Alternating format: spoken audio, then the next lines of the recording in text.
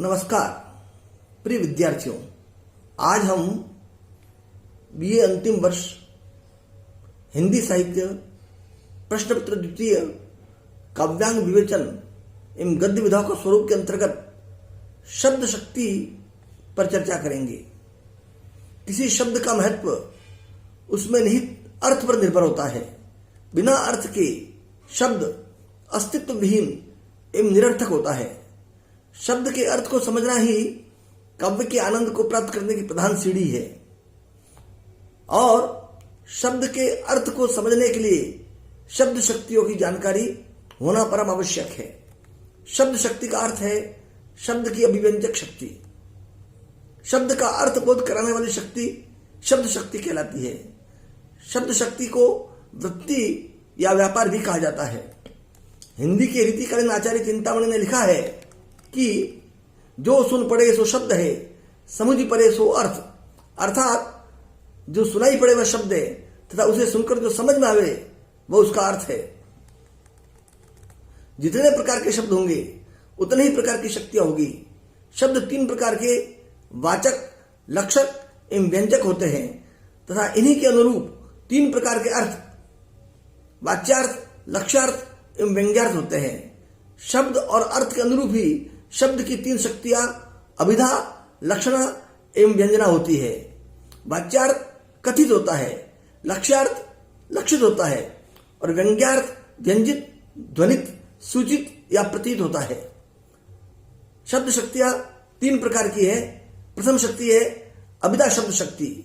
जिस शक्ति के माध्यम से शब्द का साक्षात संकेतित अर्थबोध हो उसे अभिधा कहते हैं। शब्द को सुनने अथवा पढ़ने के पश्चात पाठक अथवा श्रोता को शब्द का जो लोक प्रसिद्ध अर्थ तत्क्षण ज्ञात हो जाता है, वह अर्थ शब्द की जिस सीमा द्वारा मालूम होता है उसे अभिधा शब्द शक्ति कहते हैं। अभिधा से मुख्यार्थ का बोध होता है। अभिधा का अर्थ है नाम।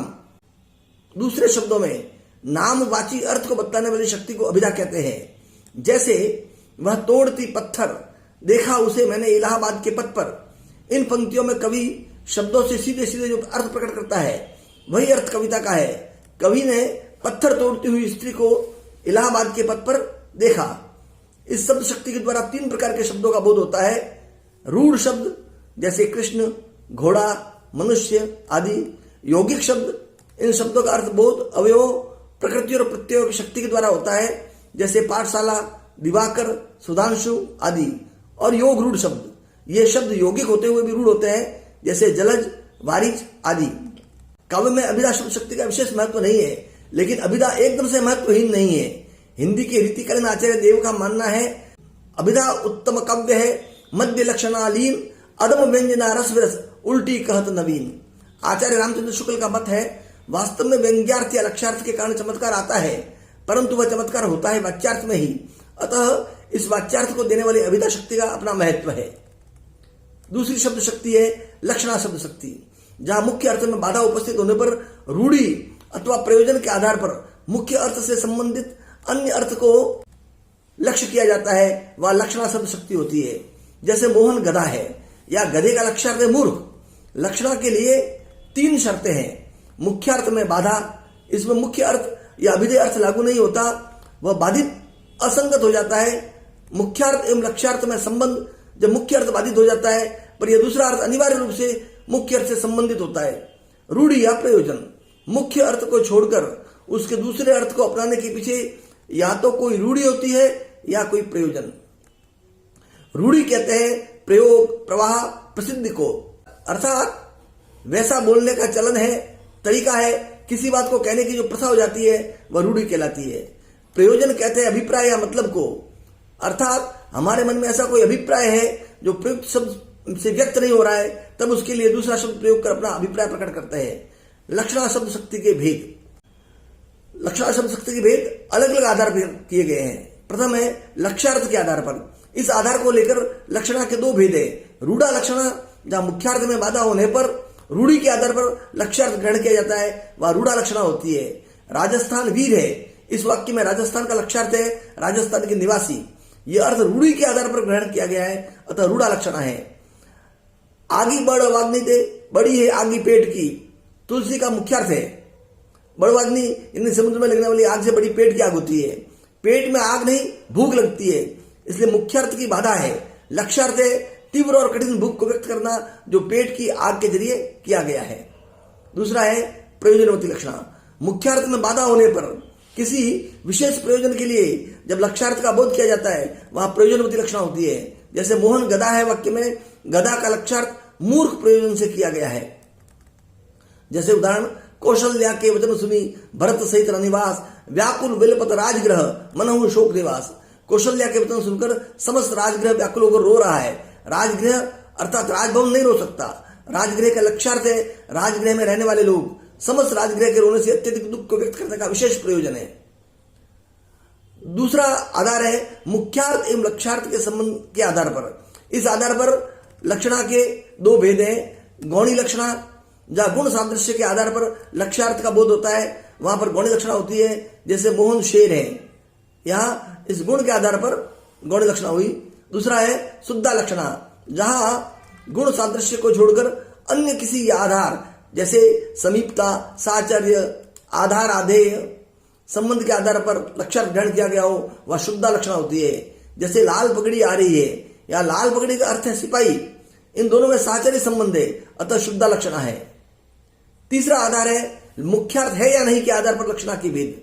लक्ष्यार्थ के कारण मुख्यार्थ पूरी तरह समाप्त हो गया है या बना हुआ है, इस आधार पर लक्षणा के दो भेद किए गए हैं। उपादान लक्षणा, जहां मुख्यार्थ बना रहता है तथा लक्ष्यार्थ का बोध मुख्यार्थ के साथ ही होता है, वह उपादान लक्षणा होती है। जैसे लाल पगड़ी आ रही है, इसमें लाल पगड़ी भी आ रही है और लाल पगड़ी पहने हुए सिपाही भी आ रहा है। यहां मुख्यार्थ लाल पगड़ी के साथ साथ लक्ष्यार्थ सिपाही का बोध हो रहा है, अतः उपादान लक्षणा है।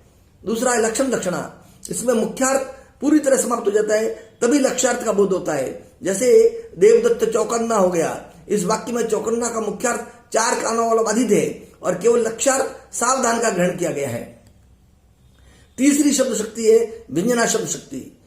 शब्द के जिस व्यापार से मुख्य और लक्ष्य अर्थ से भिन्न अर्थ की प्रतीति हो, उसे व्यंजना कहते हैं। अभिधा और लक्षणा के विराम लेने पर जो एक विशेष अर्थ निकलता है, उसे व्यंग्यार्थ कहते हैं, और जिस शक्ति के द्वारा यह अर्थ ज्ञात होता है, उसे व्यंजना शब्द शक्ति कहते हैं। अभिधा और लक्षणा अपने अर्थ का बोध कराकर जब अलग हो जाती है, तब जिस शब्द शक्ति द्वारा व्यंग्यार्थ का बोध होता है, उसे व्यंजना शब्द शक्ति कहते हैं। व्यंग्यार्थ के लिए ध्वन्यार्थ, सूच्यार्थ, आक्षेपार्थ, प्रतीयमानार्थ जैसे शब्दों का प्रयोग होता है। व्यंजना का उदाहरण है जैसे सूर्य अस्त हो गया। इस वाक्य के सुनने के उपरांत प्रत्येक व्यक्ति इससे भिन्न भिन्न अर्थ ग्रहण करता है। प्रसंग विशेष के अनुसार इस वाक्य के अनंत व्यंजनार्थ हो सकते हैं। इसका एक पद्यबद्ध उदाहरण है, चलती चाकी देख के दिया कबीरा रोए, दो पाटन के बीच में साबुत बचा न कोय। यहाँ चलती चक्की को देखकर कबीरदास के दुखी होने की बात कही गई है। उसके द्वारा यह अर्थ व्यंजित होता है कि संसार चक्की के समान है, जिसके जन्म और मृत्यु रूपी दो पाटों के बीच आदमी पिसता रहता है। व्यंजना के भी दो भेद हैं, शाब्दी व्यंजना और आर्थी व्यंजना। शाब्दी व्यंजना शब्द पर आधारित व्यंजना को शाब्दी व्यंजना कहते हैं। अनेकार्थक शब्दों पर टिकी व्यंजना को शाब्दी व्यंजना कहते हैं। शाब्दी व्यंजना के भी दो भेद हैं, अभिधामूलक और लक्षणामूलक। अभिधामूलक का उदाहरण है, चिरजीवो जोरी जुरे क्यों न सने गंभीर, को घटी ये वर्ष भानुजा वे हलधर के वीर। इस दोहे का अभिधेयार्थ है, राधा कृष्ण की जोड़ी चिरजीवी हो, इनका गहरा प्रेम क्यों न जुड़े, दोनों में कौन किससे घटकर है। ये वृष भानु धनजा अर्थात वृष भानु की जाया या बेटी राधा है, और वे हलधर बलराम के वीर यानी भाई कृष्ण है। किंतु वृष भानुजा एवं हलधर के वीर शब्द अनेकार्थक है, अतः इनसे दूसरा और तीसरा अर्थ भी ध्वनित होता है। दूसरे अर्थ में ये वृषभ धन अनुजा यानी बैल की बहन यानी गाय है, और वे हलधर के वीर बैल के भाई यानी सांड है। इस दोहे में वृष भानुजा के स्थान पर राधा एवं हलधर के स्थान पर बलराम शब्द का प्रयोग कर दिया जाए तो ये व्यंग्यार्थ नष्ट हो जाएगा। इसी प्रकार से उदाहरण है लक्षणामूला का, फली सकल मन कामना लूट्यो अगणित चैन, आज वचे हरि रूप सखी भय प्रफुल्लित नैन। इस उदाहरण में लक्षणा के फली का अर्थ है पूर्ण हुई, लूटियो का अर्थ है प्राप्त किया, और अंचय का अर्थ है देखा। किंतु व्यंजना से परिपूर्ण पद का व्यंग्यार्थ है प्रियतम के दर्शनों से अत्यधिक आनंद प्राप्त किया। आर्थी व्यंजना, अर्थ पर आधारित व्यंजना को आर्थिक व्यंजना कहते हैं। एकार्थक शब्दों पर टिकी व्यंजना को आर्थी व्यंजना कहते हैं। एकार्थक शब्दों के अर्थ का निश्चय 10 आधारों में से किसी एक या अधिक आधार पर किया जाता है। वक्ता कहने वाला, बोधव्य सुनने वाला, काकु स्वर विकार, वाक्य वाच्य, अन्य सन्निधि कहने वाला है और सुनने वाले के अलावा किसी तीसरे शख्स की मौजूदगी, प्रकरण प्रसंग, देश काल एवं चेष्टा। एक उदाहरण द्रष्टव्य है। मैं सुकुमारी नाथ वन जोगू, तुम्हें उचित तब मोह कह भोगू। सीता राम से कहती है कि मैं सुकुमारी हूं और आप वन जाने के योग्य है, आपके लिए तप का रास्ता उचित है और मुझे भोग के रास्ते पर चलने को कह रहे हैं। यहाँ सीता के कहने का विशेष प्रकार यानी स्वर विकार काकू के कारण ध्वनित हो रहा है कि मैं ही सुकुमारी नहीं हूं, आप भी सुकुमार हैं। आप वन जाने के योग्य है तो मैं भी वन जाने के योग्य हूं। मैं राजकुमारी हूं तो आप भी राजकुमार है, अतः मेरा भी वन जाना उचित है। चूंकि इसमें प्रयुक्त सभी शब्द एकार्थक है इसलिए आर्थी व्यंजना है। एक और उदाहरण द्रष्टव्य है। कोटि मनोज लदावन हारे, समुखी कह को अहि तुम्हारे, सुनि स्नेह मय मंजुल बानी, सकुचि सीय मन मह मुस्कानी। इस चौपाई का मुख्यार्थ है वनवास के समय राम सीता एवं लक्ष्मण के रूप को देखकर वन की स्त्रियों ने सीता से राम की ओर संकेत कर परिचय पूछा तो उनकी स्निग्ध भूली वाणी सुनकर सीता ने संकोच के साथ मुस्कुरा दिया। किंतु इस चौपाई का व्यंग्यार्थ है सीता ने कुछ बोलकर उनके वन की स्त्रियों के प्रश्न का उत्तर नहीं दिया, पर उनकी संकोच भरी मुस्कान ने बता दिया कि ये मेरे पति है। इसमें आर्थी व्यंजना है और आर्थी व्यंजना का आधार आंगिक चेष्टा, संकोच भरी मुस्कान है।